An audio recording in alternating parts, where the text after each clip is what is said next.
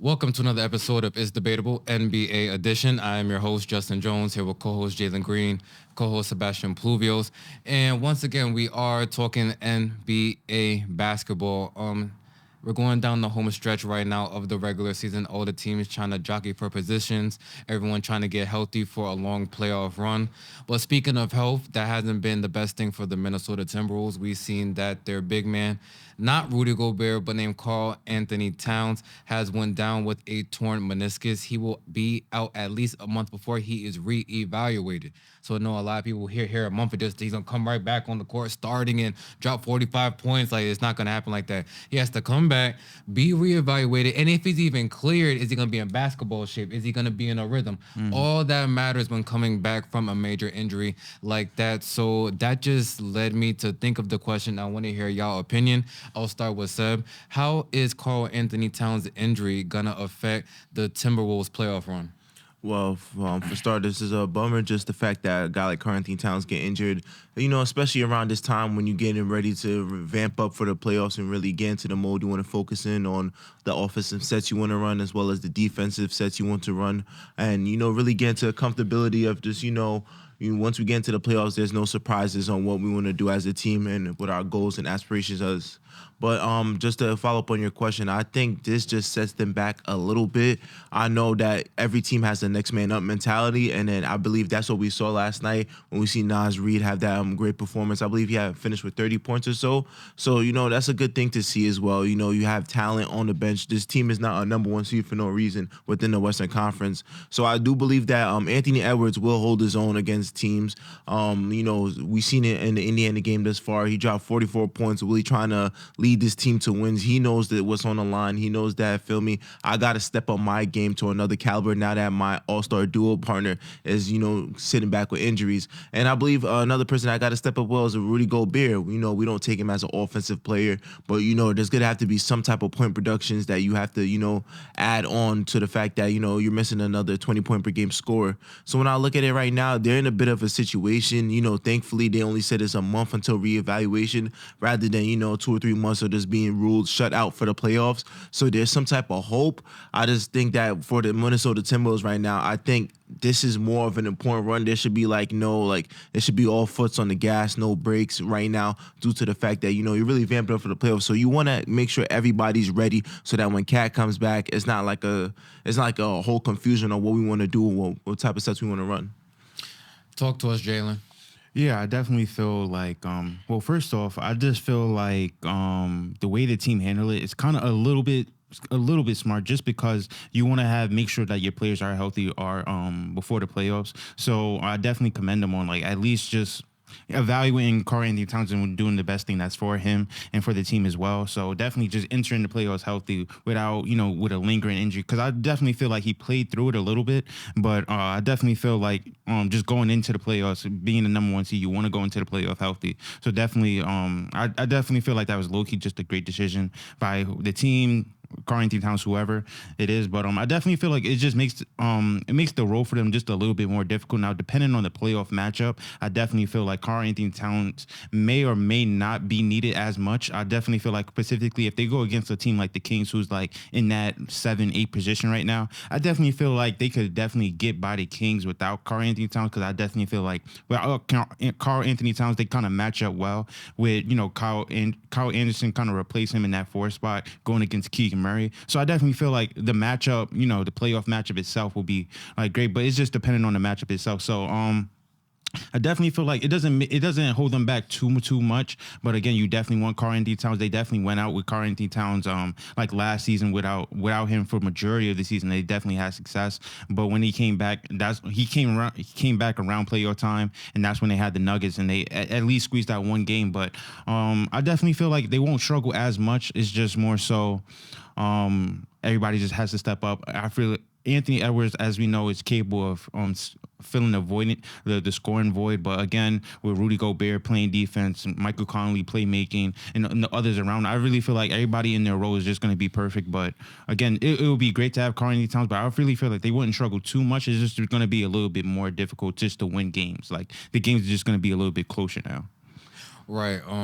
I definitely think they'll finish as a top 4 seed. I'm not worried about anything like that, cause just due to the fact they do have Anthony Edwards and Rudy Gobert, and just the rest of the cast they have on that roster. But when I thought this, I'm thinking about the playoffs. Now, if he's back by the playoffs and is healthy and is ready to go at least 80, 85%, then the team still has a chance to go on a great run. But to your point, it's all about matchups. They were to match up against the Sacramento Kings, then even without Karl-Anthony Towns, that's still a toss-up series to me, right? Okay. But if you just get the wrong matchup against one of these veteran teams, like a Los Angeles Lakers, like a Golden State Warriors, even a Dallas Mavericks, a high offensive power team, I think the Minnesota Timberwolves are going to be in trouble.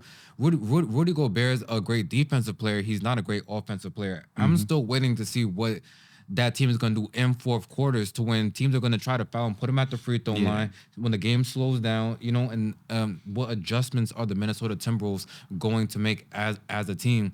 Anthony Edwards is a great player. You talk about the game against Indiana, he had 44, the crazy block at the end of the game.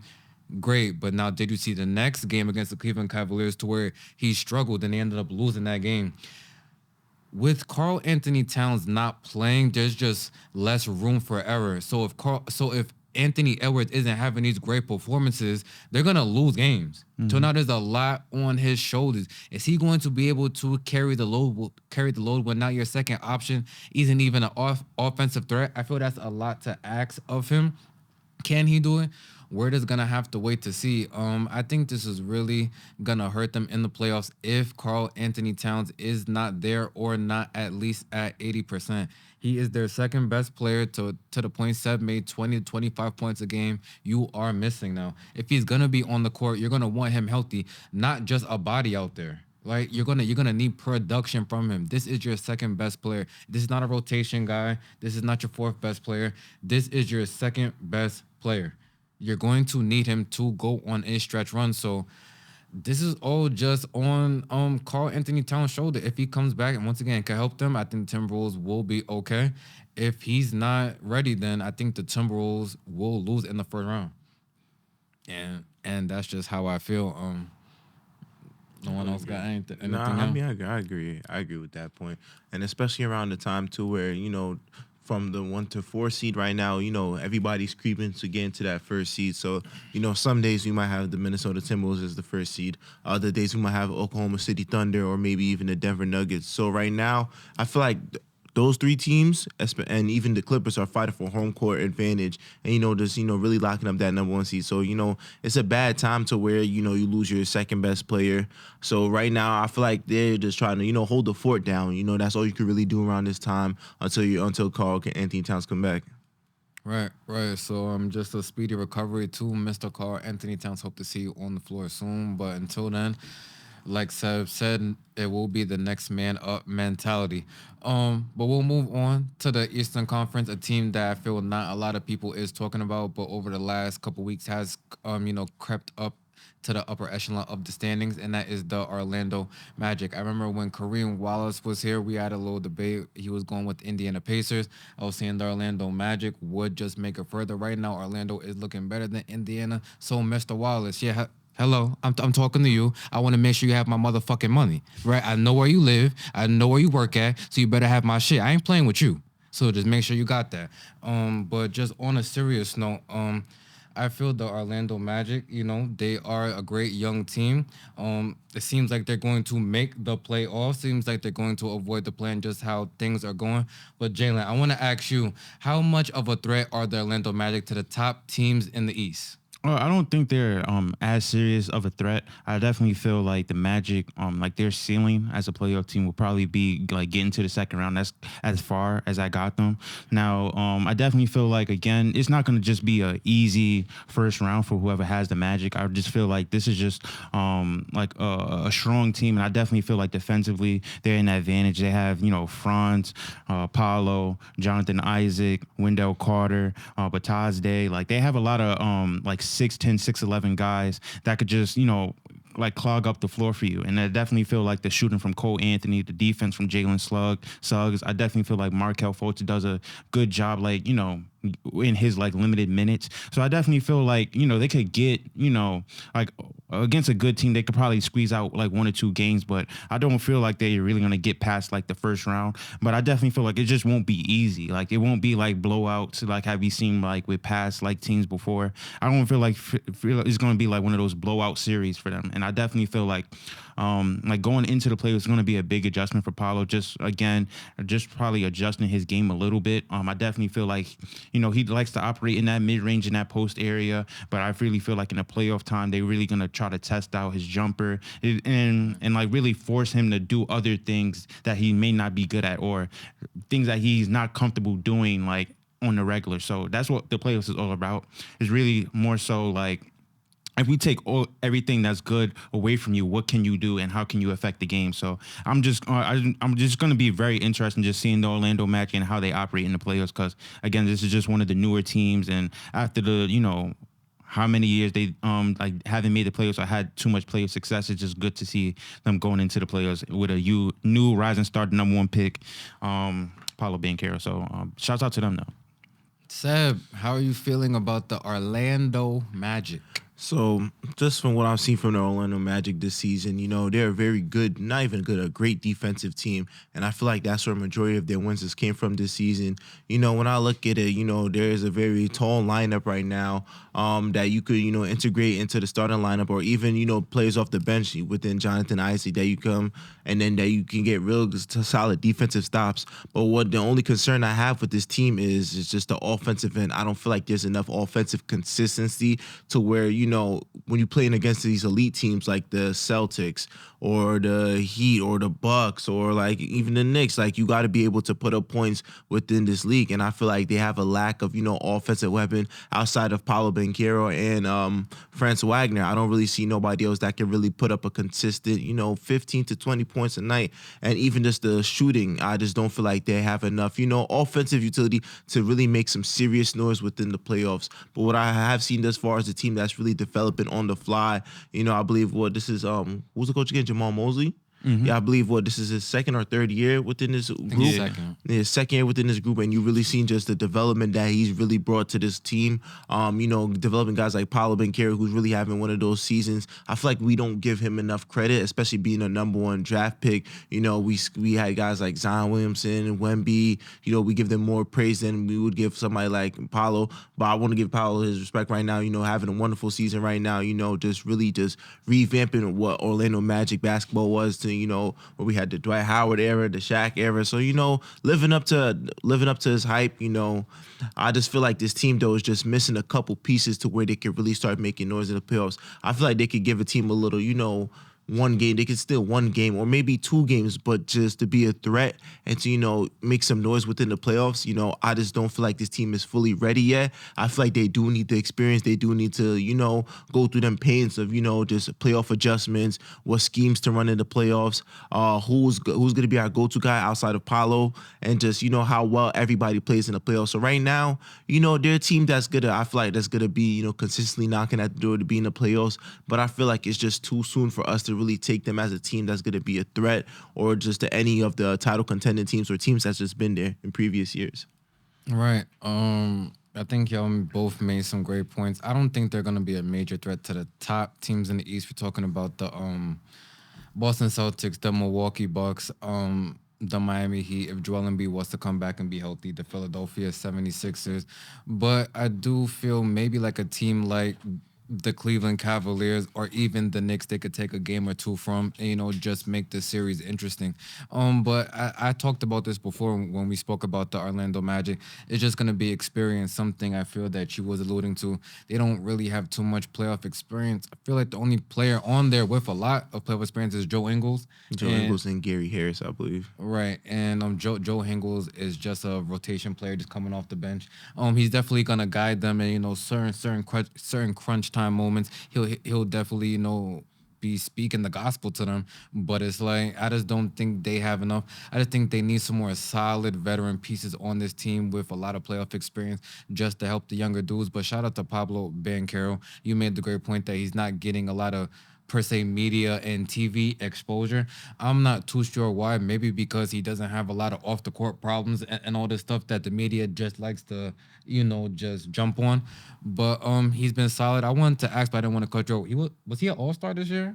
Cool. Yeah. Paulo. Yeah. Right. So definitely became a first time All Star. So he's just having a very good season. But to Seb's point, does he have that clear cut second option that's going to be consistent? I like Franz Wagner. I think he's great, but is he going to be there on a night in night out basis? That number 2 role is just very very important the deeper you keep getting into these playoff series. So I think they're gonna just have to figure all that. I think they have a lot of great pieces, but does everyone know per se their role on the team? Like, I feel like if we were to sit here with Karl-Anthony and ask him his role, I don't feel like he even knows what his role is on that team.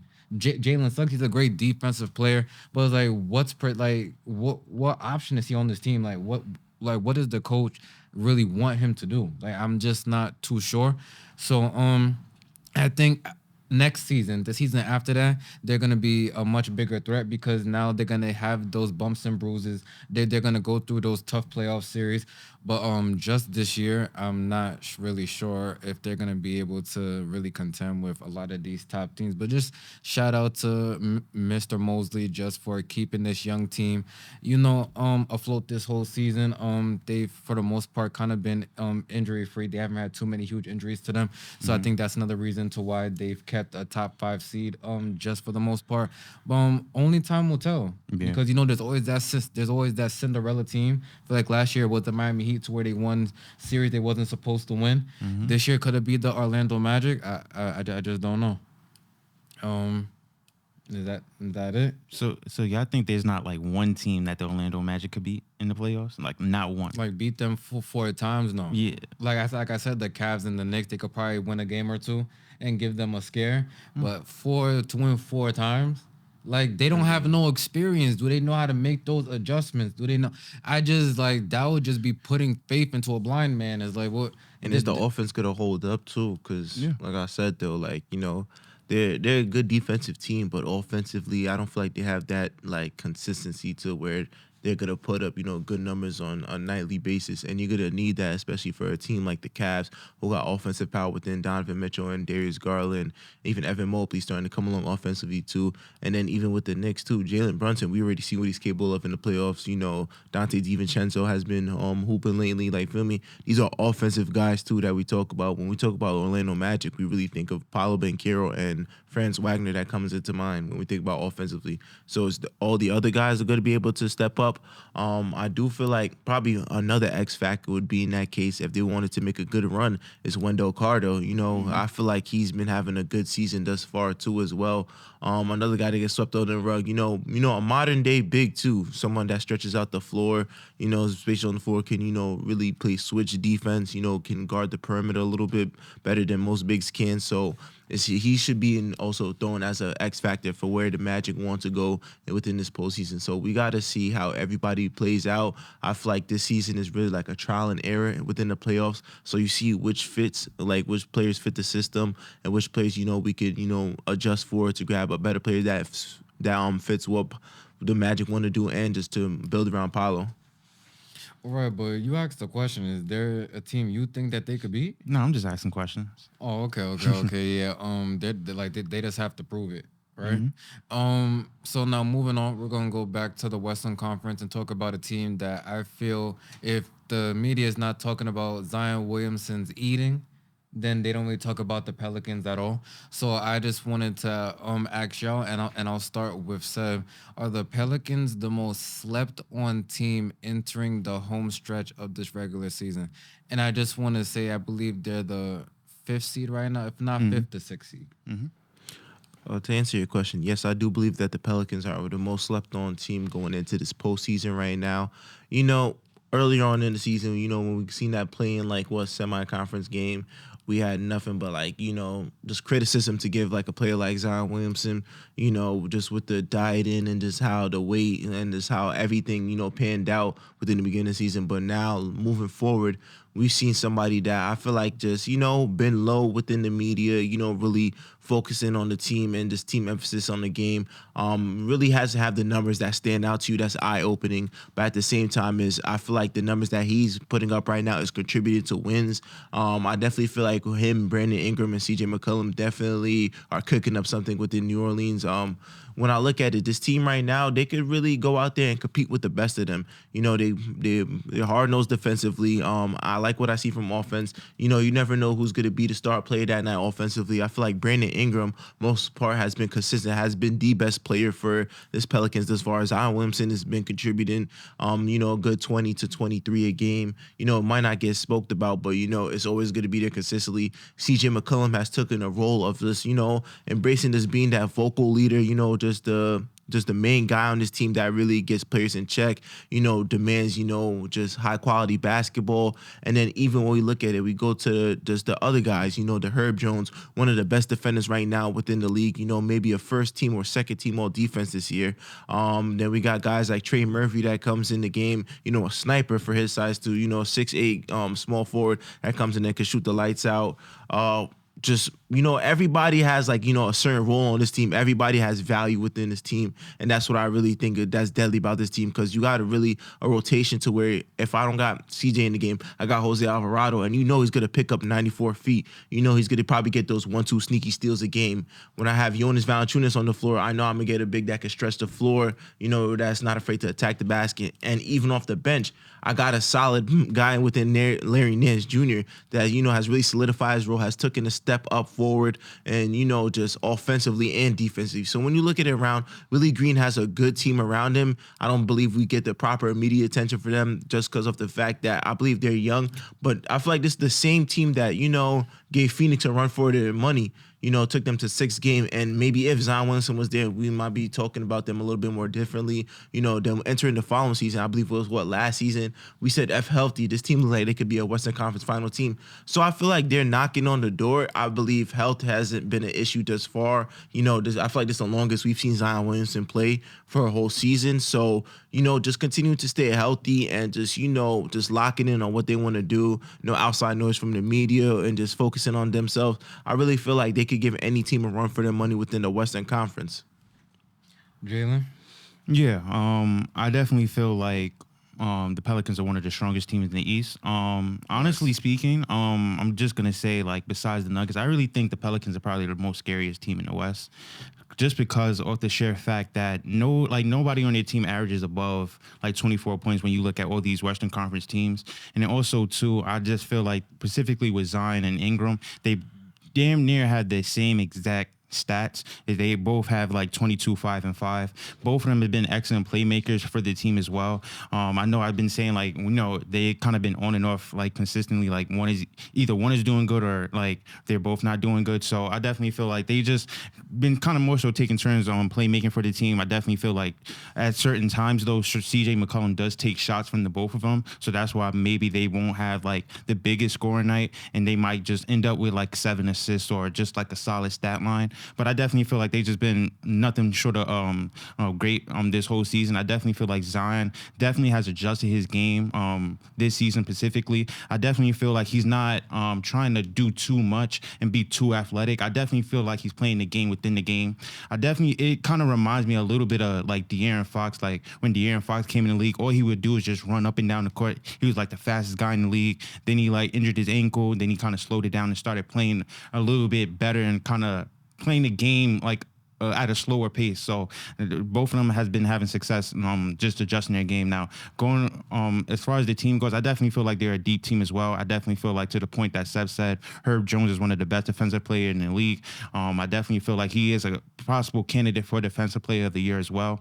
I definitely feel like Trey Murphy, definitely 6'8", could defend and shoot the ball as well. Jordan Hawkins, the rookie, could shoot the ball exceptionally well as well. Larry Nance has been great as like their backup center. And also too, Dyson Daniels has been out, with the injury. And I definitely feel like He's one of the best. He's one of the best bench players in on the Pelicans, just playing defense and playmaking for the rest of the squad at like 6'6", playing point guard. I definitely feel like he's gonna be very helpful going into the playoffs, just being a big guard and being able to defend multiple positions.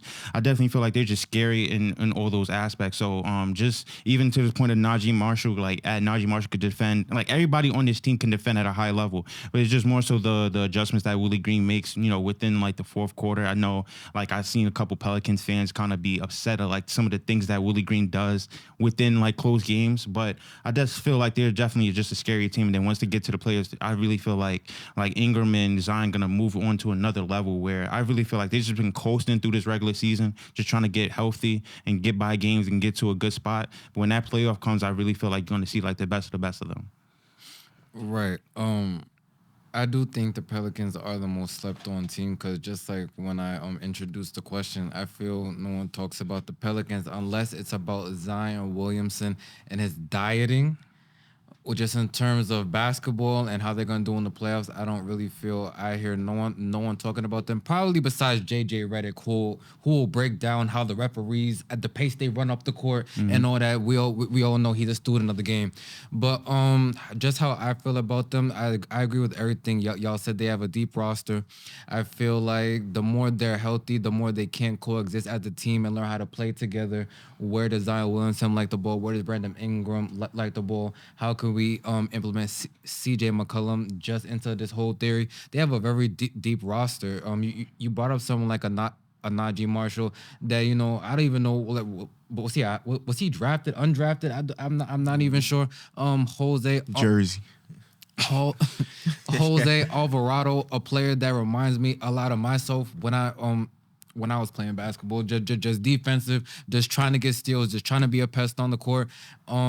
Larry Nance Jr. Seb spoke about. They have a lot of great pieces. I would just maybe like to see, because in terms of the playoffs, I don't know how far they're gonna go. I think the West is wide open right now, just due to the fact that Timberwolves has this injury. The Oklahoma City is a very young team. You have a lot of veteran playoff teams at the bottom. You got two high power offensive teams with the Kings and the Mavericks and the playing situation. You got the Phoenix Suns who are trying to get fully healthy before the playoff starts. So I think there's a lot of great teams. So where the Raiders gonna have to see matchups is going to tell everything. But I'm looking a little bit forward into the off season.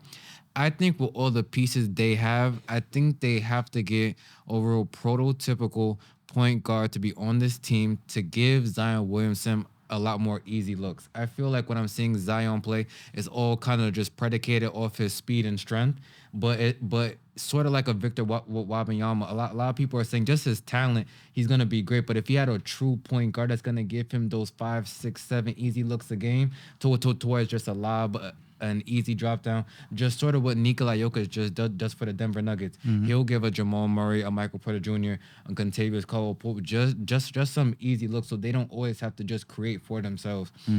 So do you package a CJ McCollum, Jose Alvarado, maybe some pick just to get Zion a real point guard, just to make the game a lot easier for him? Because I feel if he just keeps doing everything on his own, the body's gonna break down, and by the time the playoffs come, he's just gonna be worn down.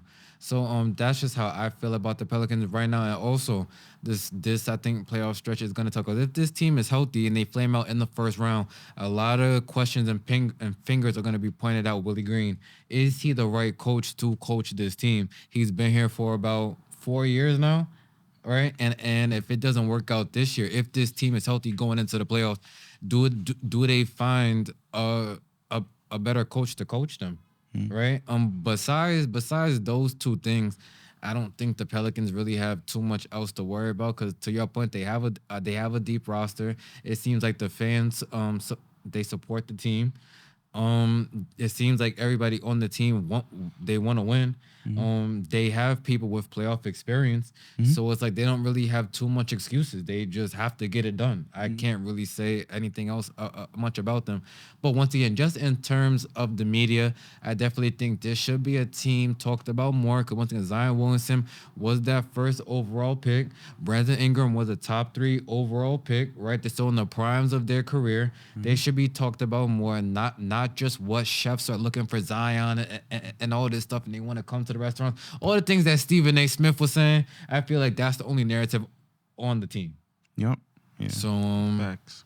Quick question for y'all though. So going into this playoff, we know how like it's been very equal like of the production we get from Brandon Ingram and Zion Williamson. For them to have any type of playoff success, who do you think has to be the main focal point for them to go further in this playoff? I feel like it's either one, just specifically because of a matchup. Because again, if I have my best defender, do I put them on Ingram or do I put them on Zion? And how do I guard Zion? Because like he's a powerful, like it's like an anomaly to like guard like how you gonna guard them? Because again, they're two completely different players, and at any point they could be the best player that night. So I wouldn't have a definitive answer because it's just dependent on like the matchup more so.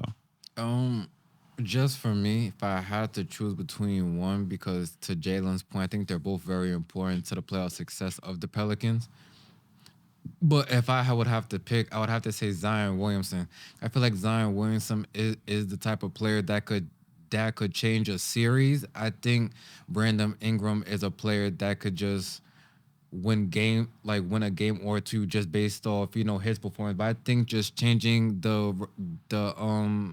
the image of how the series is going to play out is Zion Williamson. It is in that bag that we all thought he would be in, being that first overall pick out of Duke. If he gets to that average in about 30 points, 12 rebounds, about 5 assists, which he's capable of doing, that just changes a whole series. So I definitely think Zion Williamson is like the X factor for whatever matchup they do get in the playoffs. Shoot. To me, I was my fault. Go ahead, bro. No, I was gonna say I mostly think that it was gonna be Brandon Ingram. Well, I think it's gonna be Brandon Ingram because Brandon Ingram, thus far to me, has been the most consistent player within this Pelicans team this whole season. I definitely feel like the offensive versatility that he brings to this team is it reminds you of a young Kevin Durant.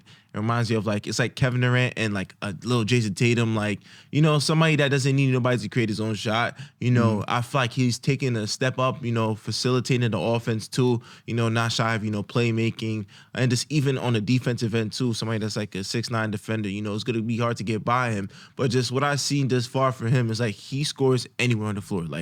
He really could get his own bucket. It doesn't matter if he's going to break you down off the dribble to get to the basket. If he wants to get into that mid-range, that post-game fadeaway, I feel like his game has really been polished just far this season.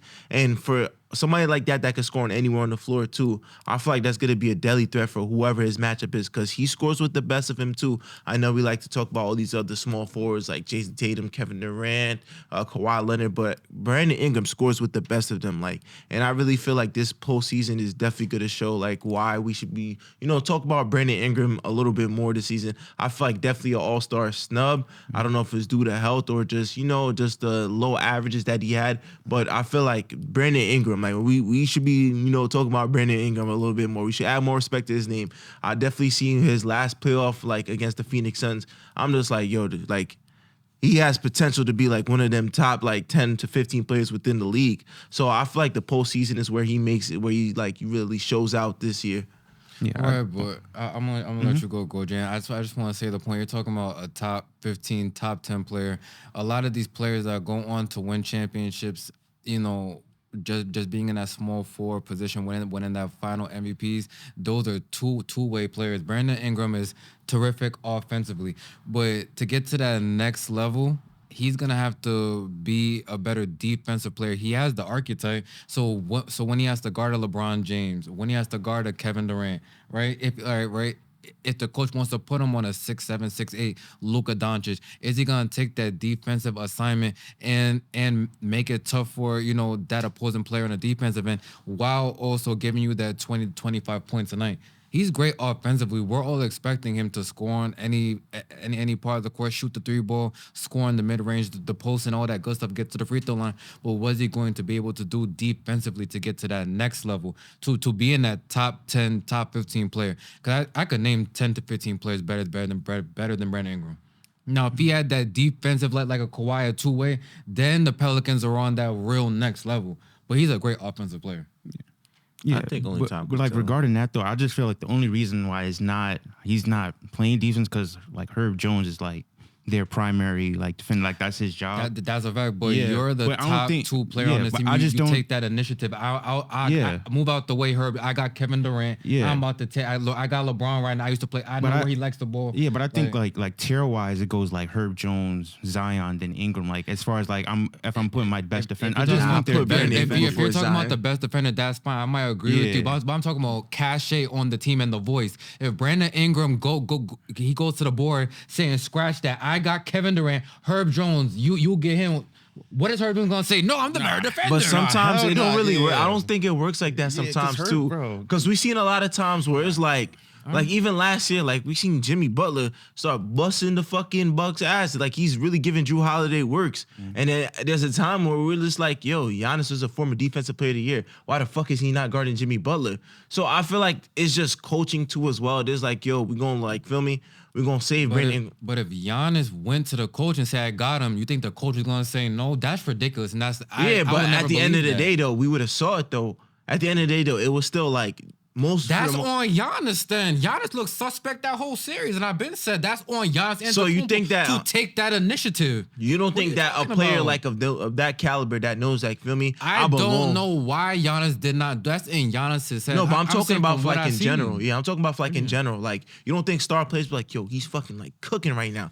I'm like, let me guard him. Like, feel me? Certain people will do that. Like, now, But you think Brandon Ingram has that much say to where he's gonna go what to the coach? Yes, No, yes, but- he's at least the second best player on this team. If he's saying Kevin Durant's our coach, I got him. Do you see his wingspan 6'9", 6'10"? He can't guard a Kevin Yeah. Durant. But What? no, that's my thing. My thing is like I feel Herb Jones is the one that's Facts. saying I'm that. not No, Herb disagreeing Jones with is that. the one that's saying that. Like nigga, I'm guarding it. Like he Okay. gives me that Okay. because even when I look at him on the court, like there's been times where he's like shrugging people. Like no, I got Tyrese Halliburton. He didn't lock that nigga up. Like I really feel like Herb Jones is like. That definitely defensive player of the year candidate. Like he's legit like This year? underrated. Yes, bro. That No. nigga, bro. A candidate? He All right, has but to he's be a not- he's not candidate, gonna bro. win. Because as far as wing He's not gonna win defenders, it. he's the like one of the best Victor wing Wembanyama. defenders in the league. But Nah, they got Rudy Gobert. but as far as like Brandon Ingram, I just more so besides like the scoring, I just really feel like he's just the underrated playmaker, and I just feel like specifically this Herb year, Jones? Brandon Ingram, Oh. like he's definitely just an underrated playmaker, and I really feel like he's kind of maturing in the game where he about to doesn't go feel like he crazy, has to score as much. He kind of feels like he could fill a lot of more areas than just scoring. So I just feel like as time progressed, like Brandon Ingram just matured in his game and more so fills the void in a lot of areas. If he's not scoring, he's still affecting the game in other ways. And you couldn't say that about them, a couple years ago. So I definitely feel like he's just maturing in the game and just a very underrated player as well. No, right. And to your point, Herb Jones is a hell of a defender. And I'm not saying he doesn't do that. I'm just saying for like to be that, and I don't know if he wants to be the number one guy on this team or is the coach saying Zion's number. Like I don't know about all that because they're both great players. I'm just saying I like to see the best players guard the best players. Back in the day, like even look back in the day, like RP Kobe Bryant in the All-Star game, LeBron just gonna move. Everyone move. He wasn't the best defender on the court. I'm about to guard LeBron real quick. Like show me something. Yeah. The best. I want to see the best players guard the best players. Shout out to Herb Jones, hell of a defender, 3-and-D type of player. I like Herb Jones' game. But I'm just saying, I want to see the best guard, the best. I want to see LeBron guard KD. I want to see James Harden guard a Luka Doncic. I want to see the best guard the best. So where you wanna see niggas go for 40 and shit. I'm just saying, I want to You see wanna the see niggas best go for- players guard the best players and take that initiative, bro. We're in the era to where defense isn't a huge thing, so of course people are gonna get cooked like that. But I'm talking about back in the day, we didn't see the best players guarding the best players. Yeah. Defense I was feel more like, of a yeah. focal point. I Now feel it's like not, the- so you're right. Yeah, I feel But- like the only players that really do that shit is like Kawhi Leonard. Like when I look at it, and like I respect that. when I look at Kawhi Leonard, like He just like, yo, who's going off? I got him. Like, and that's really like a last resource too. Like, we seen Kawhi guarding KD in that series last year, right? He took that matchup serious. I watched those first 2 games. Like, yo, Kawhi is bugging right now, offensively and defensively, guarding that best scorer on that team. even in the when he was in Toronto, when Milwaukee was up 2-0. He went to Nick Nurse. He said, "Yo, I'm guarding Giannis," and then they shut that shit down. 4 straight games. To my point, the best, like, yeah, I'm the best player on this team and the best 2-way player. I have Giannis and Antetokounmpo. Now, to your point, you brought up why didn't Giannis do that with Jimmy? I don't know. If I was the coach, I'd been like, Giannis, you have Jimmy Butler. Yeah, but like, I don't see why did that not happen. But even in that, and shout out Drew Holiday, I get it, but it's like, but yeah, that's what I'm saying. Even in that back and forth, you could see like Drew Holiday and Jimmy, but like they've been going back and forth, so like it's kind of hard. Like if I'm beefing with you, if we're having a 1-on-1 in the court, and then Seb says, "No, I got Justin," like, nigga, get the fuck out of here. Like I'm guarding Justin, bro. Like this is between me and Justin. Like I really feel like that happens a lot, like often too. So yeah. No, right, of course. Sometimes it's a pride thing because I ain't gonna front. Yeah, like if it's me playing and then somebody say, "Yo, bro, you want to switch?" I'm like, "Nigga, no, I don't want to fucking switch." I'm like, "Yo, don't ask me out if I want to switch. Are you crazy?" I feel like players take offense to that because it's like, yo. And like, yo, I ain't gonna lie. Like, you know, you could be talking on the bench. He's like, yo, I ain't gonna front. Like, bro getting cooked right now. Like, but it's like, you can have all the pride in the world. If this nigga's fucking frying you, we gotta put the pride aside. There has to be a switch. Come on, man. I get the pride. You're right, though. You're right. I know. I know exactly how you feel. Listen, bro. If he's cooking, bro, I'm gonna make sure I'm the one to get fired for 48 minutes, bro. I'm not gonna get switched off to another nigga that's not even doing shit. Like, feel me? Don't make me sit in the corner. They had to put someone else on Kobe when he scored that 81. Jalen Rose, you getting cooked. I'm pretty sure Jalen Rose was like, yo, listen, I probably got, like, bro, he has like 40. We're in the second quarter. Nah, it's OD though. I get it though. That's like what's it called? Yeah, y'all seen Jeff Teague's on podcast when he was talking about when Clay went for like fucking. Yeah, bro. The nigga said that wasn't me, that was Monte. The nigga said Paul George got mad. Nigga said I'm guarding him now. Then got cooked in the process too. Yo, that's funny as fuck. Though. Shout out Jeff Teague into his podcast. But back to the main point. The New Orleans Pelicans. We're all interested to see what type of playoff success they have in the playoffs, if they have any. So we're only going to have to wait and see. The last thing I wanted to talk about was a certain player that I feel there's a lot riding on this playoff run that he's about to go on along with his team. That is Jayson Tatum, the best player on the best team right now by at least, 6-7 games right now, right? And they clinched the playoff spot. Right. I'm pretty sure they're going to have home court advantage throughout the whole playoffs. Yep. This is the year the Boston Celtics have to win the championship. And I'm saying this because all these young teams are just going to get better. We talked about the Orlando Magic. They're going to get better. The Cleveland Cavaliers are going to get better. I feel the Knicks, how they're building, they're going to get better. The Miami Heat are not going anywhere. Joel Embiid's not going anywhere. Damian Lillard just came here this season. He's not going anywhere. The East is not about to get any easier. They have the best roster they have had throughout this whole Jayson Tatum and Jaylen Brown pairing. But what really made me ask this was I was watching the Celtics versus the Denver Nuggets. How the hell does Jayson Tatum only have 15 points? This is the biggest game of the year. You were talking about you're the best. He said this at the podium. He's the best player in the NBA. Jalen, can you explain the 15 points, 5 for 13, please? No, I can't explain it, to be honest. So you watching that game, how did you feel? Honestly, I honestly didn't watch too much of it. I did see Drew Holiday was going off in that fourth quarter, and Jaylen Brown kind of held it down throughout like the 3 quarters. But he did miss a pivotal basket, like the corner 3, with like a couple minutes left. Mm-hmm. And I can't really explain it, to be honest. But I did see Jayson Tatum before handle business. But that night against the Denver Nuggets was inexcusable. Right. So that I just want to ask you, how much is riding, just on the career of Jayson Tatum, if they flame out and do not get it done this year when they have the best roster and they're in the easier conference? No, I know. I feel like it's definitely going to look a type of way, but I definitely feel like it's not too much pressure because, again, he's about to get a contract. He's up for a contract. He's going to get that max contract, making more than like Jaylen Brown. Yeah, he's gonna have the biggest contract in history. Like whether or not he wins or not, he's still going to get that contract, and they're going to be locked in for like a long term. So again, too, I just Also, too, we got to remember, like, he's like 25, 26. Like, he has a long timeline. And I definitely feel like it's kind of spoiling us because, again, we just, like, as long as Jayson Tatum's been in the league, like, we never seen him, like, anything, like, probably once or twice. Nothing less than the Eastern Conference Finals. So I definitely feel like we're a little bit spoiled, like, at his success a little bit. But I definitely feel like they flame out. I really feel like that's when the criticism is going to start happening.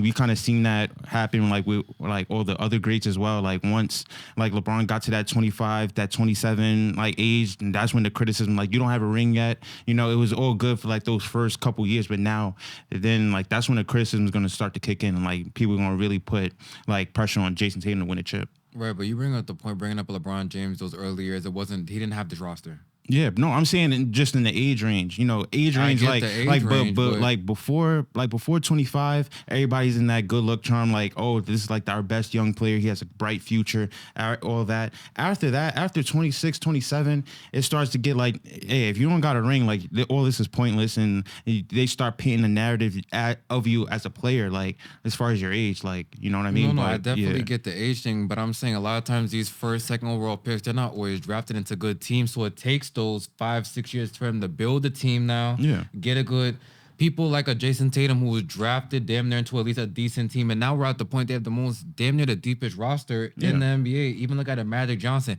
drafted into a good team. It didn't take him that long to win the championship. You have one of the best teams, and you were supposed to be this, you're projected, you're supposed to be this great player. So I'm saying Jayson Tatum I can't see how he does not win it this year. I would just be confused. Seb, how do you feel? Well, to me, wait, hold on. Before you go, I didn't even cut you off. You also said to me when we argued about the Heat and the Knicks, you said getting to the finals, getting there doesn't matter. You have to get it done. So I just want to make sure we're on the same energy.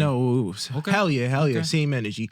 Like, even last week when we spoke about it, the expectation for me that's most in this playoffs is on Jayson Tatum right now. And I know it's unfair to him because he's at a young age, but I feel like he's been knocking at the door of success ever since he stepped into this league. You know, just even being in the Eastern Conference Finals as a rookie, going toe-to-toe with LeBron. That's kind of big for somebody that's, as a rookie, that, he's been to the conference finals where like 3 or 4 times, has finals experience. So to me, it's just like Jayson Tatum right now has a lot of success within his career that most players don't start achieving until like, past like year 5 or 6. So right now, it's just like how much times you're going to knock at the door for opportunity and really seize the moment and capitalize on the championship opportunity. So this is like the best year for this shit right now, because when we look at it, like this team right now has like, their starting 5 is lethal. We just seen them blow out the former champions, the Golden State Warriors, by 52 fucking points, man. Did not even play. The game was over within the first half. The middle of the second quarter. Even worse, like you're doing shit like that. So to me, it's just like when I look at that, then you see these next 2 games, they drop to Cleveland after being up 20, and then they just wet the bed against the shout out Dean Wade, the defending champions right now within the Denver Nuggets. It's just like, I look at Jayson Tatum as, he's, to me, I said this like months ago probably. When I look at Jayson Tatum, I see as somebody that's like 90% talent and like 10% dog. Like, I don't see that shit to where Jayson Tatum is hungry for this shit. Like, I feel like his basketball skills come naturally. Like, feel me? Like, he's a great offensive player, just great basketball player in general. But I feel like just that hunger, and that's why I feel like that separates him and Jaylen Brown. And that's why I feel me, when people was talking about Jaylen Brown and his contract, I actually like it because Jaylen Brown adds that, dog and that, tenacity towards the game for the Boston Celtics. Like, you see it in Jaylen Brown, like somebody's gonna try to play with him. Like, they try to disrespect him in that Golden State game, and he took shot after shot. He said, "You gonna leave me open? You gonna disrespect me like that? I'm gonna take the shots. I'm gonna go off." I feel like Jayson Tatum, his game comes within the flow of the game. It's not really just like, yo, we're down, like, give me the fucking ball. Everybody get the fuck out the way. Like, we're about to go on a crazy run. Like, I feel like Jayson Tatum is the flow. I need Jayson Tatum this year to bring out some fucking dog. I feel like that's what's going to get them over the hump. I don't feel like this is something where you coast or you try to be smooth about it. You try to be calm about it. There's no no games this year, man. You have the best record right now.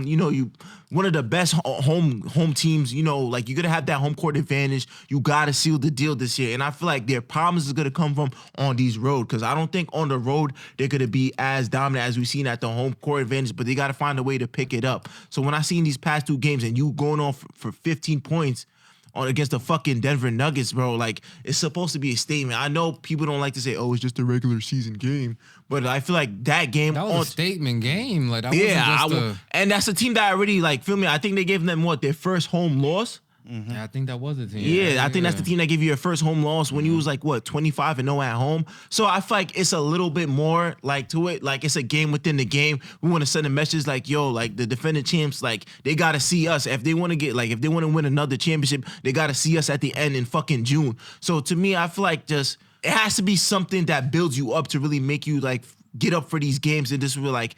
You know what I'm saying, though? Like, really makes you like, yo, we're going to come out here, we're going to make a statement. 15 points for 3 of 15 shooting is not, it's like you fucking gave up. It's like, he's like, oh, fuck, shot's not falling tonight. Yo, JB, take over, man. Yo, we get him next time. Like, nah, bro, Jayson Tatum. Like, Jayson Tatum is like really like top 5 favorite player of mine. Like, ever since he got into the league, like, I fuck with his game, but I just need to see more dog, bro. We need dog. Like, feel me? Like, we need to get over the hump, bro. Like, we can't be taking shit lightly no more. This is the best team you got. You got a defender, Drew Holiday. You got Derek White, too, that's been having a great season. You got a big that stretches the floor and averages 22. Like, what more can you ask for? And that's the point to where I even asked this question. I was trying to harp on. It's like, I'm not trying to bash on Jayson Tatum. And to your point, he's still young. Will he get back to the finals he get there another 3-4 times? I'm pretty sure if he stays on the Celtics for the rest of his career, he'll have multiple finals appearances. I'm not saying that. He could end up being a 5-6 time champion. I'm not saying that either. What I'm saying is that it's not always going to be your year. Teams are getting better. The window's not always open. We seen a Golden State team to where they looked unbeatable and looked like they was never going to crumble. Now we're seeing them crumble. The window always closes, bro. Teams around you in both conferences get better. To Seb's point, this is just a stacked team. You got Porzingis, you got the Drew Holidays, you got the Jaylen Browns, you got the Derek Whites, you even got the players just off the bench, the Sam Houses of the world, and the Peyton Pritchard. You just got Xavier Tillman, another solid backup big. Like, you have a whole set roster.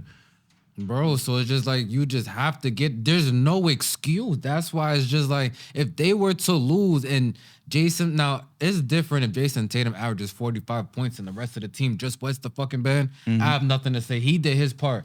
I'm talking about if he has these Denver Nugget type performances just all throughout the playoffs and in the finals, you end up losing. It's like, bro, it's like, do you expect now you're just going to be, and they might be the favorite again next year, but it's like you have to understand opportunity. It's just not always going to be there. Yeah, but the thing is, like, I don't want to get it confused with I get the Nuggets performance unacceptable. Jayson Tatum in the playoffs definitely comes through. Like, I definitely seen him score 40 in the game 6 against the Bucks, 50 against the Sixers, drop off the Nets, like drop off, like he win series against the Heat. So in the playoffs, he does well. But to Seb's credit too, he does have like those 1 or 2 games where it's lackluster. But I definitely feel like when it comes to like game winning games, I definitely feel like Jayson Tatum does show up. I don't want to say like he doesn't have a dog. He does have a dog in him, but it's just more so on a consistent basis. Now I do agree with Seb. Like Jaylen Brown is more so that aggressive type, the more so look for a shot, give me the ball. I want to score. I want to have an effect on the game, but it's just more so on a consistent basis. But I definitely feel like Jayson Tatum is gonna arrive. I don't want to, you feel me, like just take that one game and now you feel me. I just find it kind of crazy though, like how he was talking about that MVP stuff. And then you go to that game and then have a lackluster donut. Like, you got that donut, that's on himself. That's more so my thing. Like I know I don't want to speed ahead to the playoffs, but like we even had this discussion the last time and like why Jayson Tatum may not be like the face of the league or MVP. Like that was your time to like really show us up, bro. And aside, like statement game. That's what I'm saying. Aside from championship, like I know where like the Celtics are the favorite and everything, but aside from like the individual, like you feel me, you had a time and period right now to put yourself in top 3 standing MVP, and it kind of just fell out. But bro, he could have stamped it. That's like what I was saying. Like that's more so how I look. And you take 15 shots. You went 3 for 15, bro. You gave up, I'd bro. rather him win 5 for 37 because then it was like at least you was getting them up there. They just was 5 for 13. To your point, it looks like you just was like, all right, it's just not my night. And the thing in the game was like close for the most part. Do it.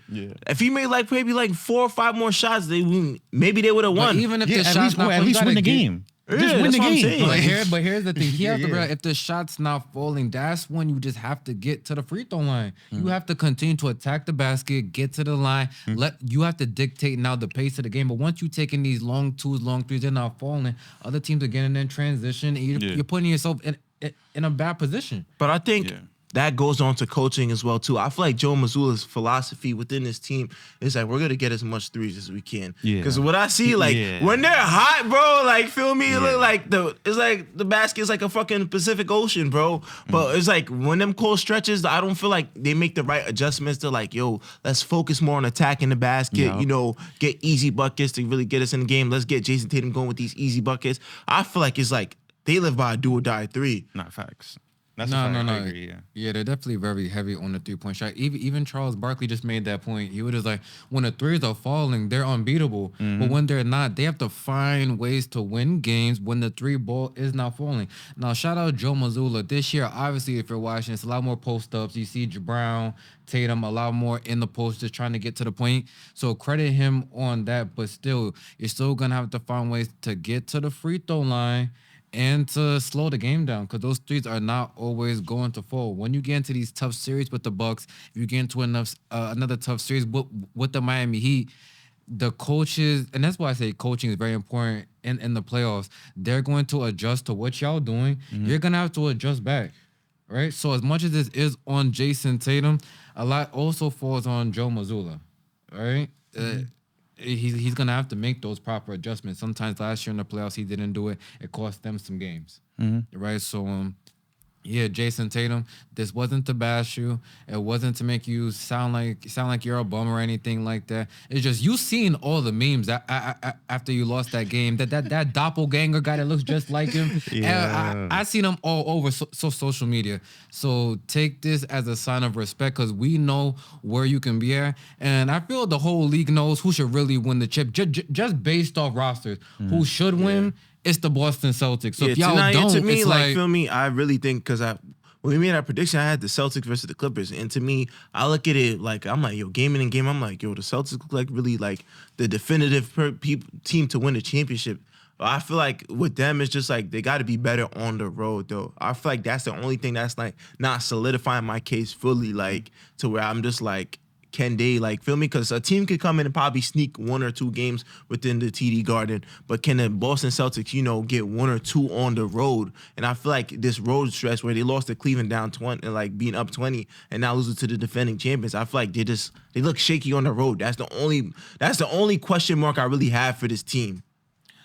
All right, I'm gonna go out on a limb, and I'm gonna say this: the Celtics will not win the championship this year.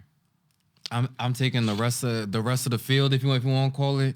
This on today's date, the 9th. Yeah. On March 9th at 3:05 p.m., I am saying the Celtics will not win the championship this year. Now, whether they lose in the finals, Eastern Conference, they flame out in the first 2 rounds, I don't know. I'm not Jesus Christ. I can't see that far into the future. I'm just saying they will not win the championship. Book it. Sure, bro. I got the one. You want to put bread up on that too? All right. So listen. All right. So that's another 50. Yeah, 50. All right. So are we at a total 100 in the pot? Cause we have the Heat and Knicks things too. Yeah. All right. So total 100 in the pot. Total 100 in the pot, man. Jalen, are you getting in on any of this? Bro, I don't got the Celtics winning the chip. They can lose whenever, bro. Can you tell us your pick again to win it all? The Clippers. Man. Yeah, I had the Clippers too, but Yeah, like bro. between us, like if the like- Clippers don't even like show out in the playoffs and they feel me did like a first and second, then I gotta go to Celtics. Like, so we can do that bet, bro. Celtics can lose whenever, bro. But All right. All right. Keaton Russell. Yeah, and now I'm talking to you. Y'all better win this year. I'm going to fucking fry you, bro. So I don't know. You've been the biggest Celtics fan I've known since I really been watching basketball. So we will both be watching. But that's gonna do it for this episode of It's Debatable. Oh wait, And- one more go thing. ahead, bro. Oh yeah, before we end the show, I just want to give a big shout outs to Elmont Memorial High School. School that we went to. Yes. Just we just clinched another Nassau County championship. That's 4-time Nassau County championship. I know the boys are playing today for what is it LIC. So big congratulations to them. Hopefully they win that and they move further to states. Shout out to Trav. We had him on the show. He's been doing an exceptional job with these young men. Getting them right. Focusing on their games. Just really showing them what it takes, try to play basketball at the next level. So now you see what's going on here. There's a 4 times Nassau County champs, man. So, we're just keeping that tradition alive within Elmont. Shout out to the Spartans. Shout out to everybody. Nah, all right, Trav. I see when you Steve Kerr shit. 1-1 as a player, 1-1 as a coach. Like, probably gonna try to move into that GM role. Like, I see what you're doing, Travis, but don't be ducking me on this show, nigga. You're gonna come right back up here, and we're gonna talk about some of the things you said, because you had Instagram in an uproar. And we're gonna have you back on the show. But like I was saying, that's gonna do it for this episode of It's Debatable NBA Edition. Want to thank everybody for watching. Please make sure to like, comment, subscribe, keep following us on all social media platforms. We will try to get content out to y'all as soon as possible. This man right here, just has to make sure he gets them out to us, and the producer, he got edited, do all that good stuff. But soon as we get it, we'll get it out to y'all. Thank y'all for watching. Everybody be safe. Keep watching NBA basketball. We gearing up for the playoffs.